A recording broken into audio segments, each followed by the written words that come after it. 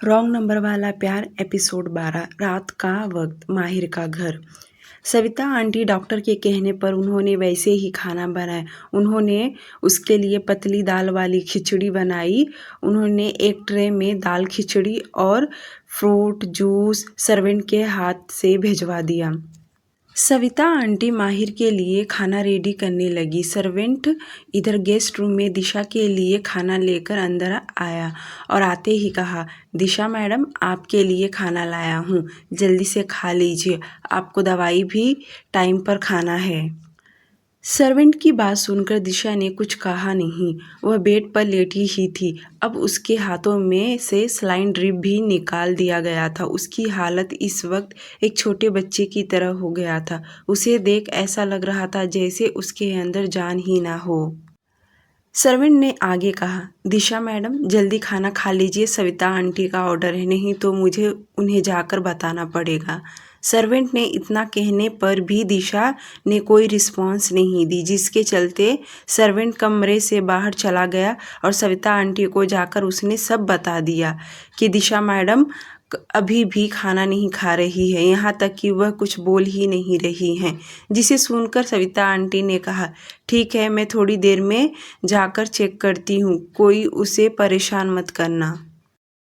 Servant और Savita aunty की बातें माही ने सुन लिया था। वह सविता आंटी के पास आकर कहा, आंटी इसकी कोई ज़रूरत नहीं है, मैं देखता हूँ।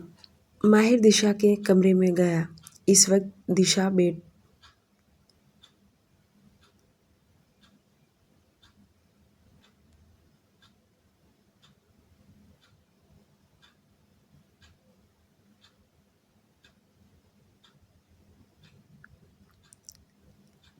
माहिर दिशा के कमरे में गया। इस वक्त दिशा बेड से उठकर बेड के साइड में जाकर ज़मीन पर बैठ गई थी। वह अपना मुंह अपने पैरों के बीच में छुपाकर बैठी थी। वह अपने घर वालों को बहुत मिस कर रही थी। वह रोने की बहुत कोशिश कर रही थी, पर उसे रोया भी नहीं जा रहा था, जैसे कि आज उसकी आंखों से आंसू भी सूख गए हो। माहिर चलते चलते दिशा के पास आया। दिशा को भी समझ गया कि कोई उसके पास आया है, फिर भी उसने अपना सिर उठाकर नहीं देखी। माहिर बेड पर आकर बैठ गया तो वहीं दिशा नीचे ज़मीन पर बैठी थी। माहिर ने बहुत ही धीरे आवाज़ में पूछा, तुमने खाना क्यों नहीं खाया? चलो जल्दी खा लो। माहिर की आवाज़ सुनने पर भी दिशा ने अपना नज़र नहीं उठाई। अभी भी जिस पोजीशन में थी उसी पोजीशन में बैठी रही। माहिर ने आगे कहा, मैंने कुछ कहा, क्या तुम्हें सुनाई नहीं दे रहा? खाना खा लो। माहिर का इतना बोलना फिर भी दिशा ने कोई जवाब नहीं दे रही थी, जिसके चलते माहिर ने उसकी बाहें पकड़ उसका फेस ऊपर की ओर किया। दिशा का मुंह एकदम सूख गया था। उसने माहिर को देख वापस नज़रें नीचे कर ली। उसका यह रवैया देख माहिर के अंदर तकलीफ होने लगा। पहली बार उसे कोई इतना नफरत भरे नज़रों से देख रहा है। माहिर उसे गौर से देख रहा था तो वहीं दिशा की नज़रें झुकी थी। माहिर ने आगे कहा, चलो खाना खा लो, तुम्हें मेडिसिन्स भी खाना है ना। माहिर ने लगातार 10 मिनट ऐसे ही बोलने पर भी दिशा ने कोई रिस्पॉन्स नहीं दे रही थी। तब जाकर माहिर ने उसकी बाहें पकड़ के उठाया, बेड पर बिठा दिया और खाने का प्लेट उसके सामने रखा। माहिर को पता था कि वह प्यार से बोलेगा तो यह लड़की सुनेगी नहीं, इसलिए थोड़ी सख्त आवाज़ में बोला, तुम खाना खाओगी या मैं तुम्हें पनिश करूं? माहिर की बातें सुन दिशा ने नज़र उठाकर उसकी ओर देखी। अब उसके आंखों में आंसू आ गए थे और लड़खड़ाती हुई आवाज़ में बोली, आप जो भी सज़ा देंगे मुझे मंजूर है। उसके दर्द भरे लफ्ज़ सुनकर माहिर के अंदर दर्द होने लगा। पता नहीं क्यों इस लड़की की वजह से उसे भी दर्द होना चालू हो गया था। अब उसकी बातें माहिर को तकलीफ़ देने लगी थी। माहिर बेड से उठ खड़ा हुआ और कमरे से बाहर चला गया। वह सीढ़ियों से उतरते हुए जल्दी से नीचे आया और सविता आंटी से कहा, वह लड़की को जाकर खाना किसी भी हालत में खिलाइए। कुछ ही देर में सविता आंटी कमरे में गई। उन्होंने माँ की तरह उसे समझाने लगी। सविता आंटी बेड पर बैठकर दिशा का सिर अपने गोद में रख के उसके माथे पर हाथ फेरने लगी। दिशा उनसे लिपटकर रोने लगी। आज इतने दिनों में कोई ऐसा मिला जिससे वह अपना दर्द बांट सके।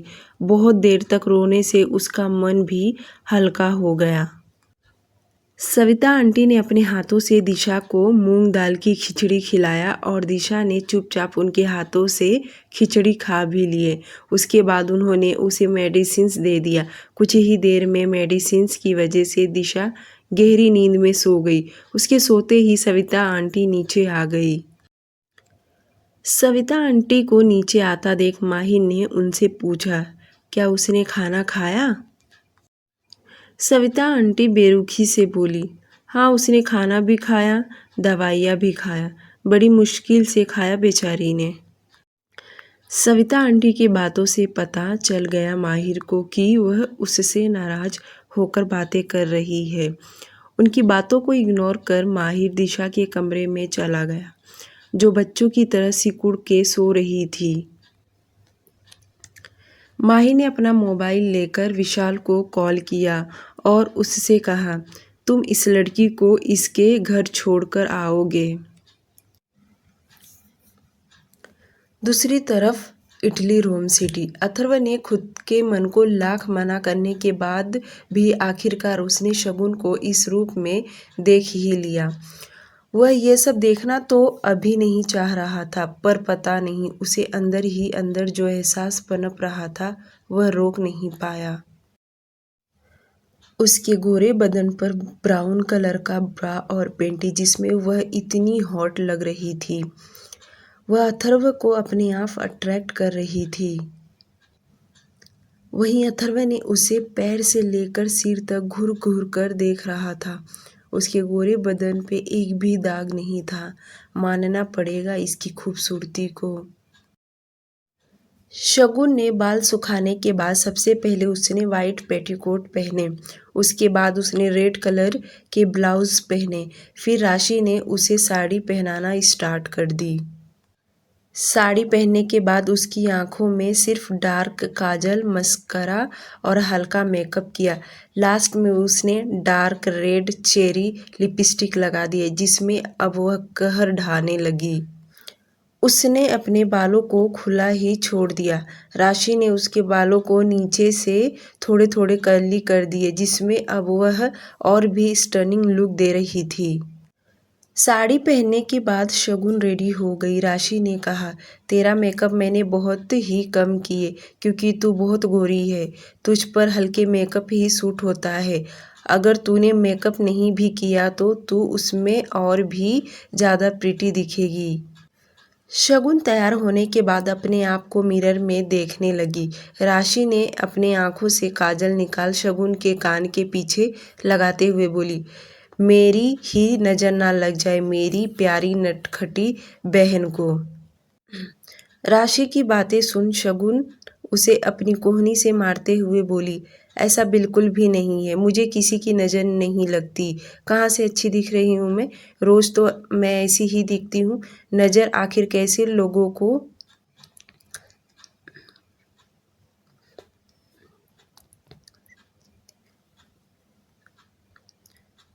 रोज़ तो मैं ऐसी ही दिखती हूँ। नज़र आखिर कैसे लोगों को लगता है? सब कहते हैं इसे नज़र लग गया, मुझे तो आज तक नहीं लगा किसी की नज़र। ओनली वन पीस सिर्फ मैं ही हूँ।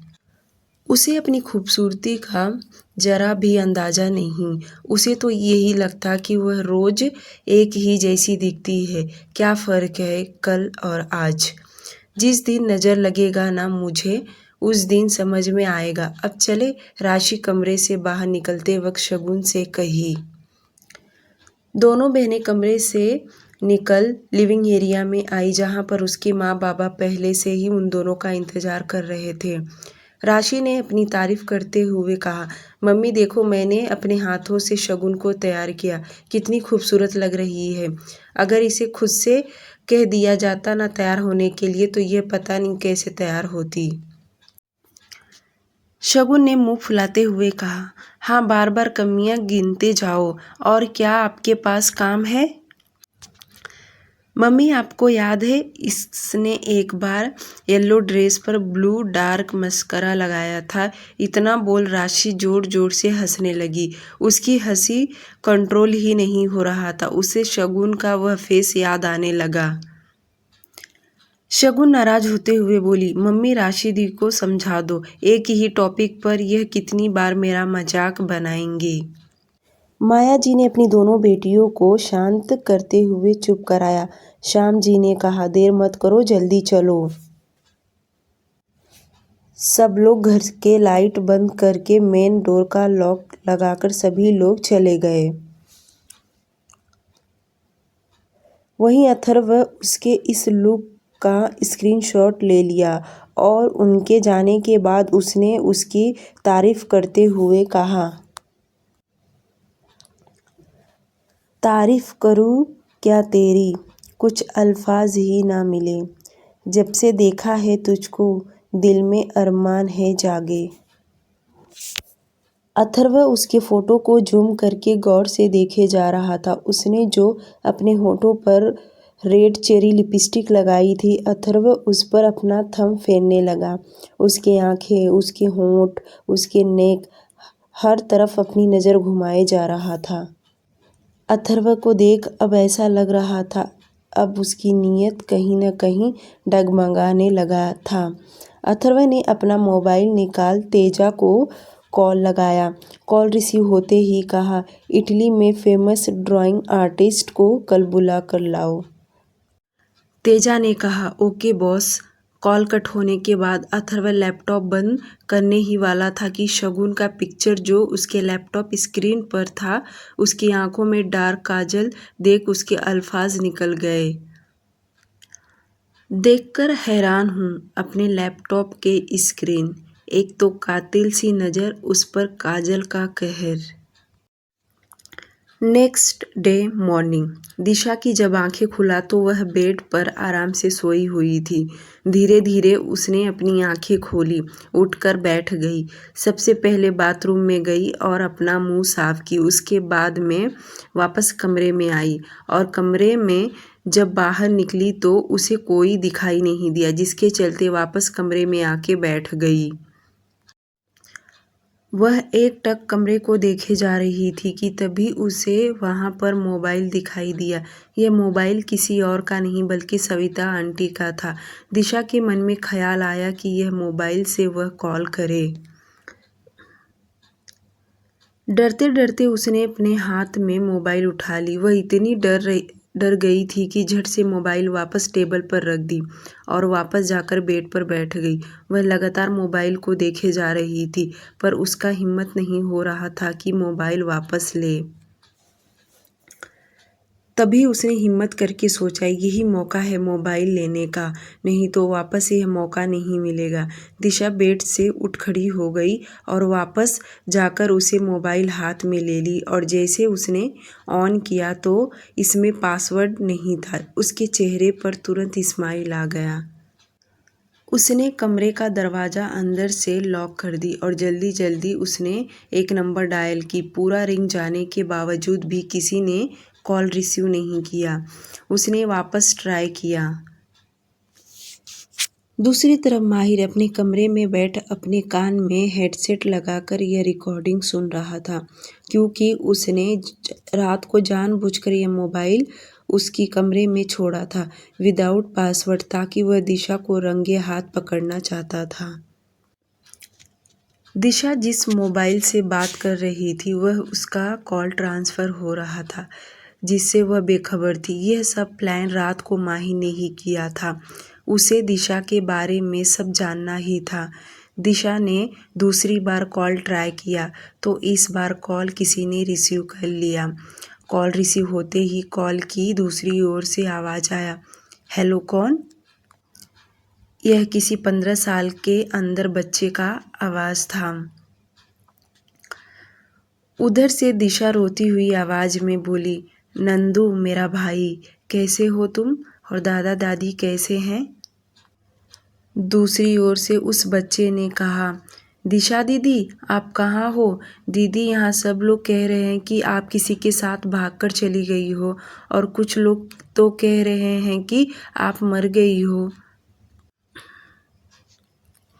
नंदू की बातें सुन दिशा फूट फूट के रोने लगी। उसके मुंह से एक भी शब्द नहीं निकल रहा था। वहीं दूसरे कमरे में माहिर उन दोनों की कन्वर्जेशन साफ सुन रहा था। उसने जो दिशा पर शक किया था उसे अपने आप पर अब शर्म आने लगा। दिशा 2 मिनट ऐसी ही रोती रही। दिशा 2 मिनट ऐसी ही रोती रही, फिर अपने आंसू साफ किया, फिर उसके बाद बोली, नंदू, अगर मैं मरी होती तो तुमसे बात कैसे करती? और दूसरी बात, मैं किसी के साथ भागकर नहीं गई हूँ। मैं कहीं फंस गई हूँ और बहुत जल्द मैं यहाँ से निकलकर तुम्हारे पास आऊँगी। दूसरी ओर से नंदू रोते हुए कहा, दीदी आप जल्दी से आ जाइए। पता है आपके जाने के बाद दादा दादी का बहुत बुरा हाल हो चुका है। मैं इतने दिन से स्कूल नहीं गया हूँ। सब मेरे दोस्त मुझ पर हंसते हैं कि तेरी बहन भागकर चली गई है। नंदू की बातें सुन दिशा ने उसे समझाते हुए कहा, मेरा छोटू, तुझे अपनी दीदी के ऊपर भरोसा है ना? क्या मैं ऐसा कर सकती हूँ? नंदू को अपनी दीदी के ऊपर जान से भी ज़्यादा भरोसा है, तो वह भी रोते हुए कहा, दीदी मुझे आप पर पूरा भरोसा है। आप ऐसा नहीं कर सकती हैं। आपने कहा कि आप किसी मुसीबत में फंस गई हो, तो आप सच में फंस गई होंगी। नंदू की बातें सुन दिशा और भी रोने लगी। नंदू ने वापस कहा, दीदी आप मुझे बता दो आप कहाँ हो, मैं आपको बचाने आ जाऊँगा। नंदू की बातें सुन दिशा रोते हुए बोली, नंदू मुझे नहीं पता मैं इस वक्त कहाँ हूँ, पर मैं तुमसे वादा करती हूँ बहुत जल्द तुमसे मिलने आऊँगी। और मेरी एक बात याद रखना, मेरी तुम्हारी बातें हुई है ये किसी को भी पता ना चले। मुझे ऐसा क्यों लगता है कि हमारे गांव का ही कोई ऐसा है जिसने मुझे इस जाल में फंसा दिया है। नंदू ने कहा, दीदी मैं किसी को नहीं बताऊंगा, पर दादा दादी को उन्हें तो बता दो ना, उन्हें बहुत खुशी मिलेगा। दिशा ने नंदू से कहा, नहीं नंदू, अभी ये सही वक्त नहीं है बताने के लिए। ये बात सिर्फ तुम्हारे और मेरे बीच में ही रहना चाहिए। मैं जब यहाँ से निकल जाऊँगी तो दादा दादी से खुद आकर मिलूँगी और उन्हें समझाऊँगी। दिशा ने आगे कहा, अब मैं यह फ़ोन रख रही हूँ और सुनो मेरी बात, इस नंबर पर फ़ोन मत करना, यह मेरा मोबाइल नहीं है। अगर तुमने इस पर कॉल किया तो यह लोग मुझे मार डालेंगे। दिशा की बातें सुन नंदू ने कहा, ठीक है दीदी, मैं आपको फ़ोन नहीं करूँगा, पर आप जल्दी से मिलने आना। उन दोनों भाई बहन की बातें होने के बाद वहीं दूसरी कमरे में बैठा माहिर ये सारी बातें सुन लिया और उसे रिकॉर्ड भी कर लिया। माहिर को अब अपने आप पर गिल्ट फील करने लगा। अब दिशा को उसके घर जल्द से जल्द छोड़ने का फैसला उसने कर लिया, पर डॉक्टर ने कहा है इस लड़की की हेल्थ कंडीशन ठीक नहीं है, इसलिए न चाहते हुए माहिर उसे यहाँ से भेज नहीं सकता। जब तक वह अच्छी तरह से ठीक नहीं हो जाती तब तक उसको यहाँ से भेजना ठीक नहीं रहेगा। वहीं उसके कमरे में जैसे सविता आंटी एंटर हुई कि उनको देख दिशा डर गई। उसने मोबाइल पहले ही टेबल पर रख दिया था, पर उसे न जाने क्यों बहुत अंदर डर लग रहा था कहीं उसकी चोरी पकड़ी न जाए। दूसरी तरफ इटली रोम सिटी। एंटोनियो ने सुबह सुबह अपने साथ किसी को लेकर आया। विला में पहुंचा। मिस्टर लोरेंजो गालो नाम का फेमस पेंटिंग आर्टिस्ट इटली के हैं। रात को अथर्व के कहने पर तेजा ने एंटोनियो को बता दिया था कि उसके बॉस ने कहा है कल तक फेमस पेंटिंग आर्टिस्ट चाहिए। एंटोनियो ने यह काम रात में ही कर दिया। उसने इस काम के लिए न जाने कितने लोगों को काम पर लगा दिया।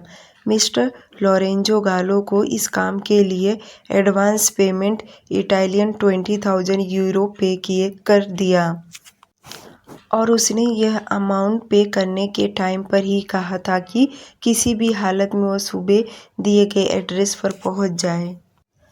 एंटोनियो, तेजा और लोरेंजो गालो तीनों लिविंग एरिया में बैठे थे। अथर्व के आने का ही इंतजार कर रहे थे।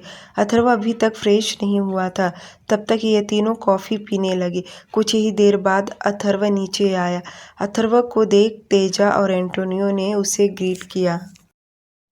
एंटोनियो ने अथर्व के सामने आकर लोरेंजो गालो का इंट्रोड्यूस करवाया। इतना सुबह सुबह पेंटिंग आर्टिस्ट को देख अथर्व को अपने राइट हैंड तेजा और लेफ्ट हैंड एंटोनियो पर गर्व होने लगा। मानना पड़ेगा इनके काम को।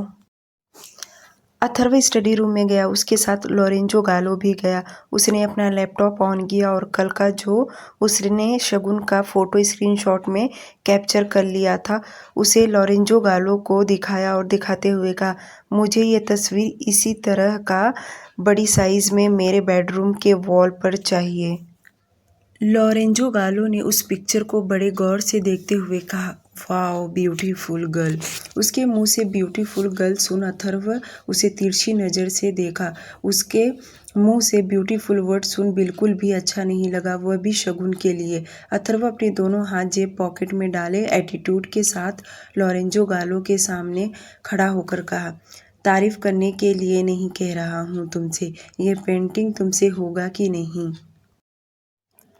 अथर्व की बातें सुन लोरेंजो गालो ने कहा, मुझे 1 वीक का टाइम दे दीजिए ताकि इस काम मुझसे ज़रा भी गलती ना हो। मैं आपके मुंह से अपनी तारीफ सुनना चाहता हूँ, ना कि कोई कमियाँ।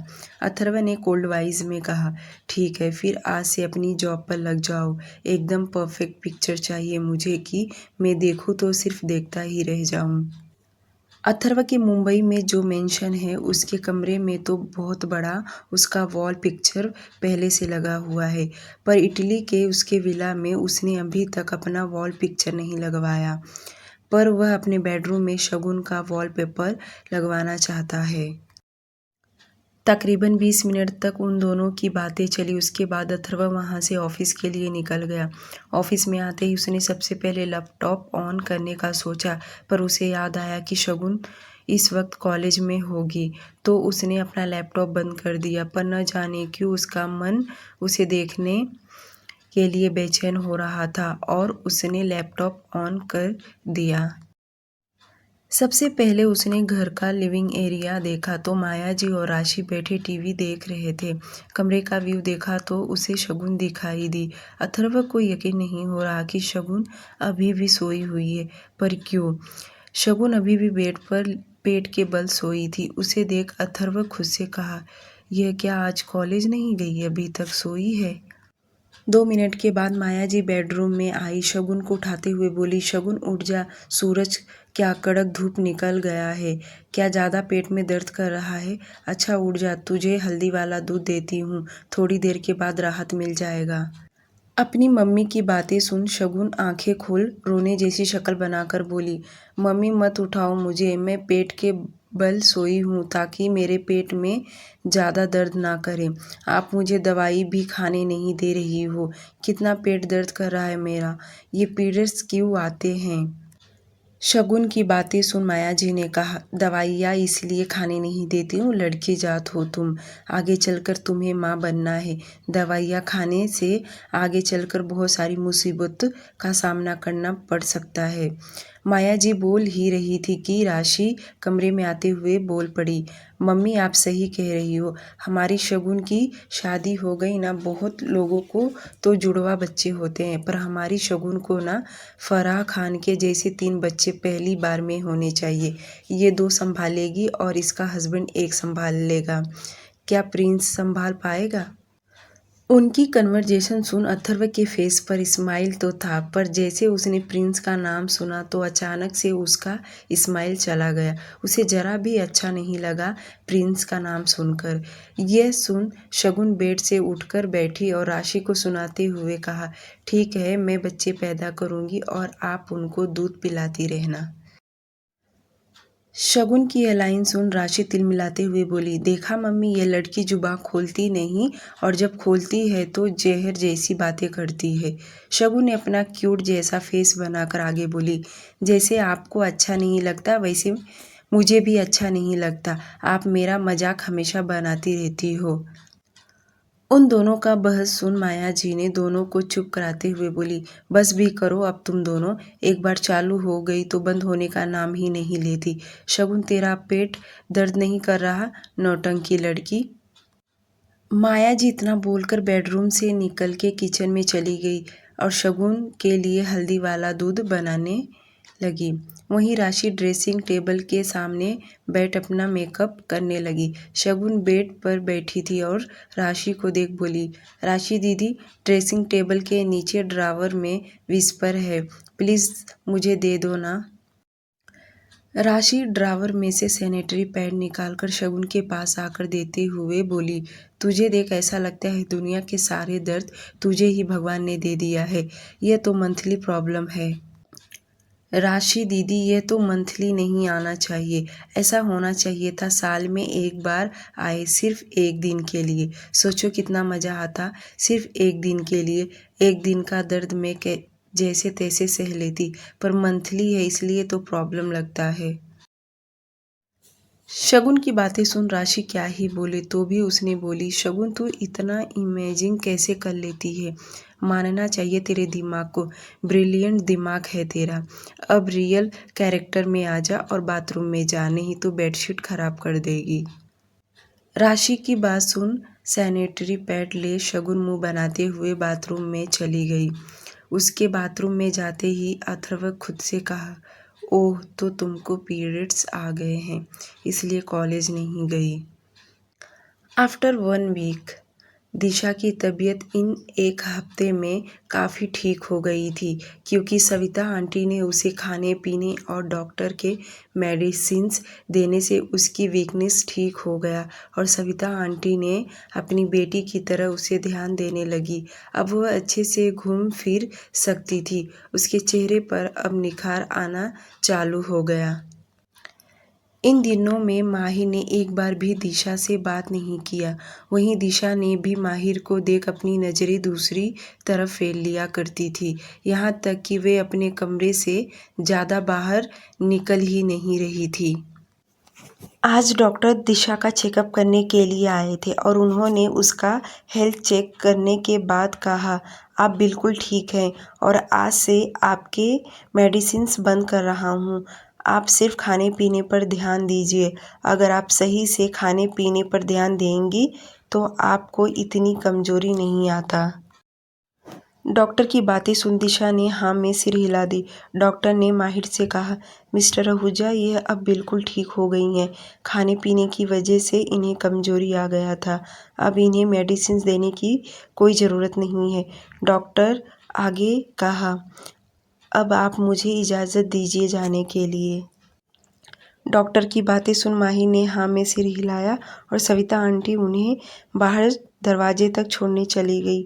उनके जाते ही दिशा ने माहिर के तरफ देख तुरंत बाथरूम की ओर जाने लगी। उसे बाथरूम जाना तो नहीं था, पर वह माहिर के सामने रुकना नहीं चाहती थी। माहिर ने दिशा को रोकते हुए कहा, सुनो, अपने कपड़े पैक कर लो, विशाल तुम्हें तुम्हारे घर रात को छोड़ने चला जाएगा। दिशा बिना पीछे पलटे माहिर के सवालों का जवाब दी, माफ़ करना, मैं यहाँ अपने साथ कुछ लेकर नहीं आई थी जो पैकिंग करूँ। जैसे आई थी वैसे ही जाने के लिए तैयार हूँ। आप मुझे जहाँ लेकर जाएं। दिशा की बातों को माहिर समझते हुए कहा, मैं तुम्हें कहीं और नहीं लेकर जा रहा हूँ, तुम्हारे गांव, तुम अपने घर जाओगी।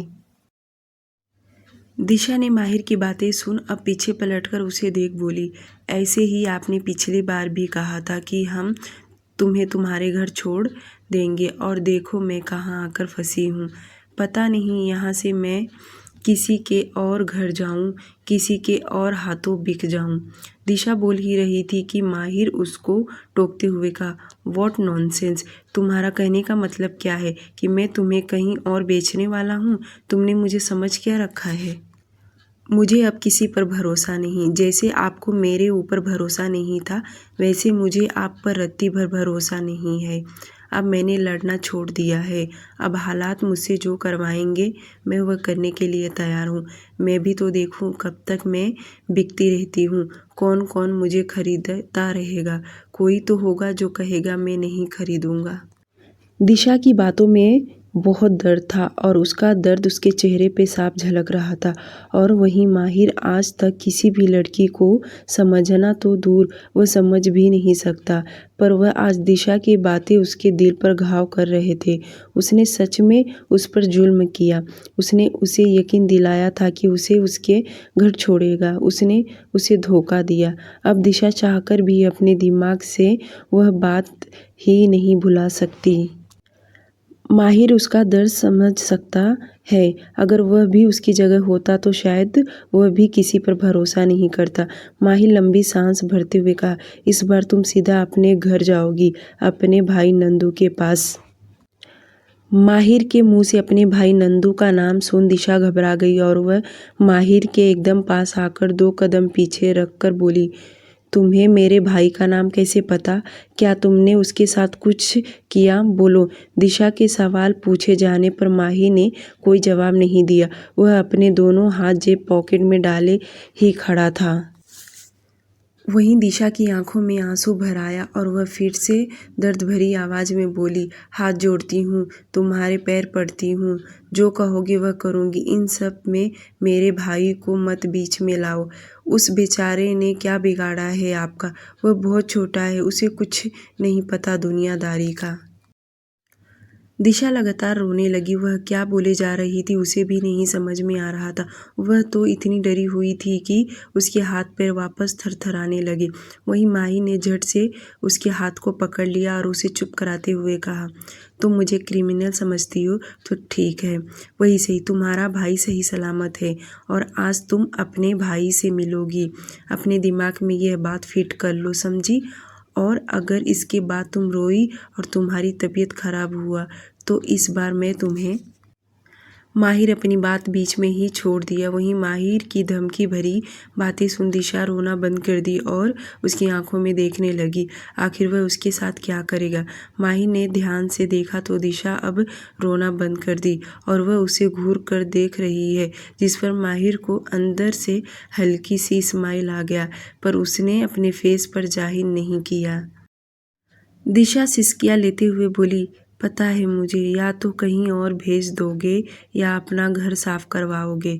दिशा के ताने भरे अल्फाज सुन माहिर को फिर से गुस्सा आने लगा और वह चिढ़ते हुए कहा, मैं अपने हाथों से तुम्हें 3-4 इंजेक्शन लगा दूंगा, समझी? डॉक्टर को भी नहीं बुलाऊंगा क्योंकि मेरे पास इंजेक्शन है। कहो तो दिखाऊं तुम्हें। जब दिशा बीमार थी और डॉक्टर उसका चेकअप करने के लिए आते थे, उसे इंजेक्शन दिया था, तब दिशा बहुत रोती थी। यह माहिर ने देख लिया था और माहिर की बातें सुन दिशा ने नामे सिर हिला दिया और अपने आंसू पोंछते हुए बोली, मैं बिल्कुल ठीक हूँ, देखो। माहिर उसके फेस को बहुत गौर से देखने लगा। सच में उसके चेहरे पर बहुत मासूमियत है। माहिर उससे बात करना तो चाह रहा था, पर वह जानता था कि दिशा उससे बात नहीं करेगी, जिसके चलते वह उसके कमरे से बाहर चला गया। वहीं दूसरी तरफ वेस्ट बंगाल दमदम सिटी। शगुन अपने मोबाइल में रील देख रही थी कि अचानक उसने कुछ ऐसा देख लिया और अपना मोबाइल दूर फेंक दी और ज़ोर ज़ोर से चिल्लाने लगी। उसके चिल्लाने की वजह से माया जी दौड़ते हुए उसके पास आई और बोली, क्या हुआ, क्यों चिल्ला रही है? शगुन अपनी उंगली से मोबाइल की ओर इशारा करते हुए बोली, मम्मी, मेरे मोबाइल में स्क्रीन स्क्रॉल कर दो ना। माया जी ने जो उसका मोबाइल नीचे गिरा था उन्होंने उठाया और स्क्रीन में देखा तो बोल पड़ी, कितना डरेगी शगुन तू। तस्वीर देखकर तू इतनी डर जाती है, जब हकीकत में देखेगी तो तेरा क्या हाल होगा। तो शायद उस दिन मेरा लास्ट दिन होगा और मुझे ऐसा भी लगता है मम्मी, शायद इसके काटने से ही मैं मर जाऊंगी। सुबह सुबह शगुन के मुंह से मरने वाली बात सुन माया जी भड़क गई और उन्होंने कहा, तेरा यह सब वहम है, तूने अपने दिमाग में वहम पाल के रखी है, ऐसा कुछ नहीं होता। तभी बेडरूम में से राशि तैयार होकर बाहर आई और उसने पहले ही अपनी माँ की बातें सुन लिया था और आते ही बोली, मम्मी मैं तो कहूँगी इसे ना एक बार हकीकत में दिखाना पड़ेगा, तब जाकर इसका डर बाहर निकलेगा। यह तो तस्वीर भी देखकर इतनी डर जाती है। माया जी सोफे पर बैठ मायूसी से बोली, बचपन से ही इसका डर है।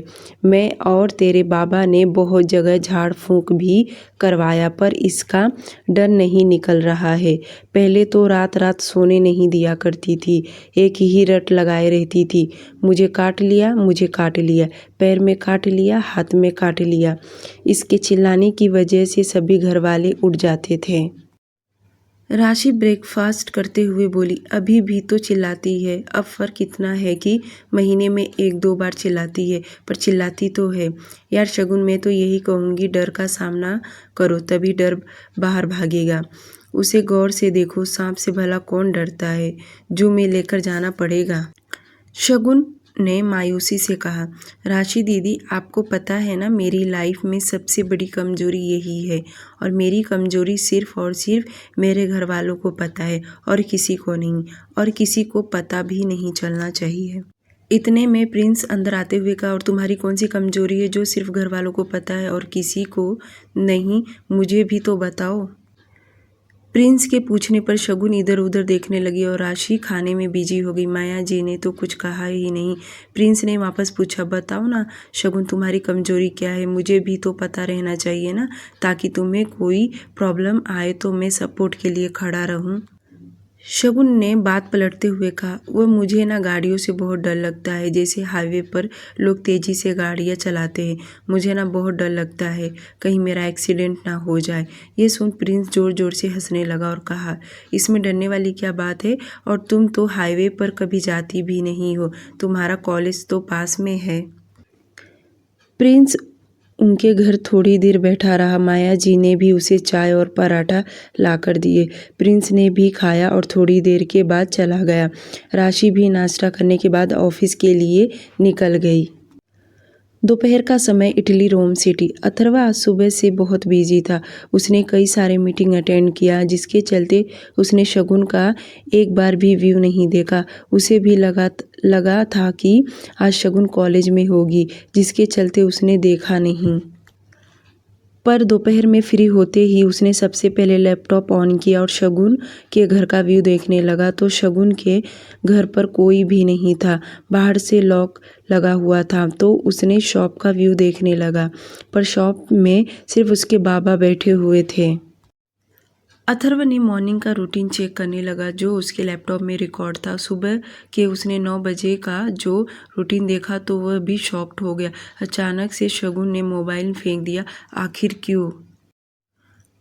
उसके चिल्लाने के बाद माया जी दौड़ती हुई बाहर आई और उसका मोबाइल उठाया तो अथर्व भी उसके मोबाइल को जूम करके देखने लगा कि उसे ऐसा क्या देख लिया जो इतनी तेज़ी से चिल्लाई। उसे साफ क्लियर तो दिखाई नहीं दे रहा था, पर बार बार जूम करने से उसे हल्का हल्का स्क्रीन दिखाई देने लगा, पर वह पिक्चर अच्छे से समझ में नहीं आ पा रहा था। उसके बाद उसने उन लोगों का कन्वर्जेशन सुना जिसमें राशि ने कहा कि सांप से भला कोई डरता है क्या, जिस पर अथर्व को भी यकीन नहीं हो रहा कि यह लड़की सांप से इतना डरती है, वो भी तस्वीर देखकर। और इसकी कमज़ोरी है, यह इसकी कमज़ोरी सबसे बड़ी वीक पॉइंट है। अथर्व उसकी कमज़ोरी जानकर उसके फेस पर ना समझने वाली स्माइल आ गया और स्माइल करते हुए खुद से कहा, तो शगुन मुखर्जी तुम्हारी एक सबसे बड़ी कमज़ोरी है जो किसी को नहीं पता, मुझे पता चल गया, डरपोक लड़की। आज के लिए सिर्फ इतना ही। डियर लिसनर, प्लीज़ आप लोग मेरे चैनल को सब्सक्राइब कर लीजिए। Thank you so much.